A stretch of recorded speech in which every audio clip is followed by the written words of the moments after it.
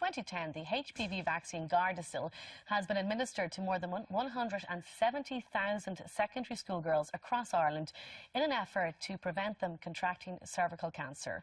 However, some of the girls who have received this vaccine have since suffered serious illnesses, which their parents believe are linked to the vaccine. Abby Coulihan is one of these girls, and Abby joins us now along with her parents Martin and Lorraine. But before we talk to them, here's a clip from tonight's programme.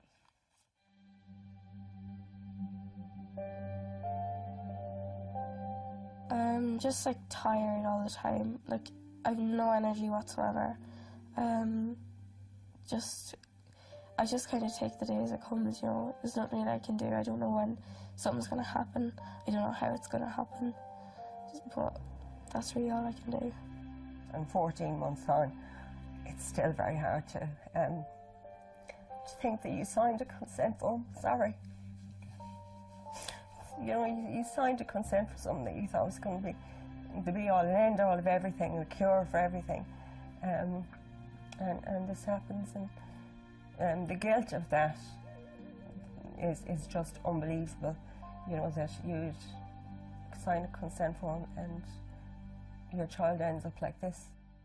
Oh, Martin, Lorraine and Abby, a warm welcome to Ireland AM. Many thanks for joining us to tell us your story. Abby, I'm going to start with your mum because I know you don't remember exactly what happened after you got the vaccination. It was in September in 2014, and Lorraine, you got a call from, was it the school? Or the school. Because it was literally within a few minutes of the vaccination that Abby started to have a seizure. In a monitoring period, a seizure came on. She never had a seizure or fainted before. So school rang me just to say, could I come and pick Abby up? She wasn't well. There was no panic at that stage. Didn't realise that what was actually going on. Her dad picked her up. And when he got to the school, he knew that it was just absolutely something seriously wrong here. She didn't know him. Her eyes were dilated. She had this jerking movement. He asked the nurses if there was an ambulance on its way, and they told him he was overreacting.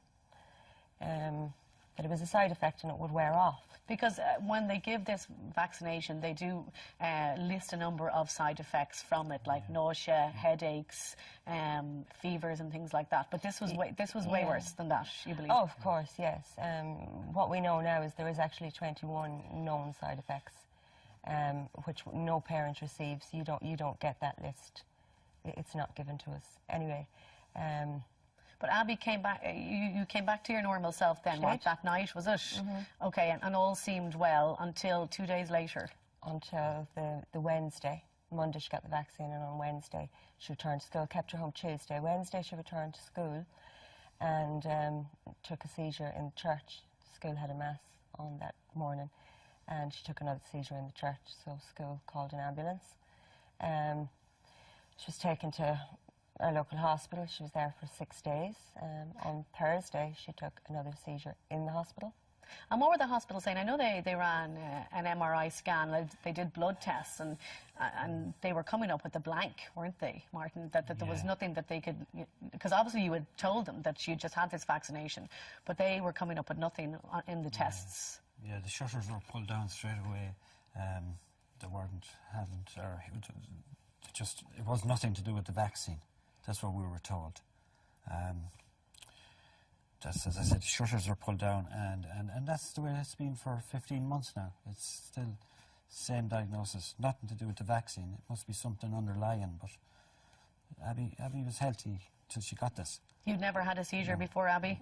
No underlying medical conditions that you knew of? I mean, obviously you've been criticised as a family now for scaremongering over this vaccine. Yes, we have, yeah. People need to be scared of this vaccine. It's very, very dangerous. The HSE have known for 5 years, because the reactions are back as far as then.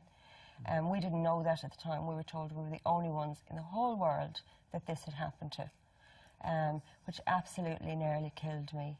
You know, I had now allowed them to pump this stuff into my child that I thought was just the most best vaccine that there ever was. You weren't going to get cancer if you had this vaccine. Why would she not get it? You know, And Especially since, I mean, it's been 196 million doses Yes. of this Yeah, vaccine yeah, has exactly. been given around the world. I mean, it's very, you know, and I important. had total trust and faith in these people. This was the HSE and it was given in the school. I mean, it wasn't off the back of a lorry. Yeah. They paid 20 quid for somewhere, you know. And 14 months on, Abby, how are you feeling today? I'm just tired all the time. Energy is a problem for you. I mean, are you able to go to school? Not that much. I try to go to school as much as I can, but I'm not there a lot. She's a different daughter, is what you have said, Completely different. She's missed out on so much. School is a big thing to be missing out on at this age. It's your education, it's your social, you know, life. She had a birthday party on Saturday that she didn't get to because she wasn't well. And what type of support are you getting? Because obviously doctors are saying to you, you know, it's not the vaccine. So where do you go from here with something like this? And we don't. We were told we would learn to live with it. We would get used to it and we would learn to live with it. 15 months on, I'm not getting used to it. I'm not learning to live with it. You know, the Minister for Health, Leo Varadkar, has refused to meet the group. He's refused to meet these girls. They're still horsing this vaccine out, knowing that there are serious adverse side effects to it. We have 150 members and rising in our group. They need to stop. They really need to stop doing this. Well, the Gardasil manufacturers issued a statement to say that they are happy with the vaccine and that they are not going to change any of its contents. And so, I mean, it must be very difficult to be fighting in a small corner when people are saying around the world that this is the vaccine that we need to stop, prevent cervical cancer. It's everywhere. The truth always wins in the end. Okay. In my opinion, you know. Well, we'll be hearing more of your story tonight with the documentary. It's the first time I think you've spoken out about it, and that's going to air on TV3 tonight at, I think it's 9 o'clock. So if you'd like to hear about it, it's 10 o'clock tonight at TV3. Okay, many thanks for joining us this morning. We wish you the best luck, Abby, going forward. Okay.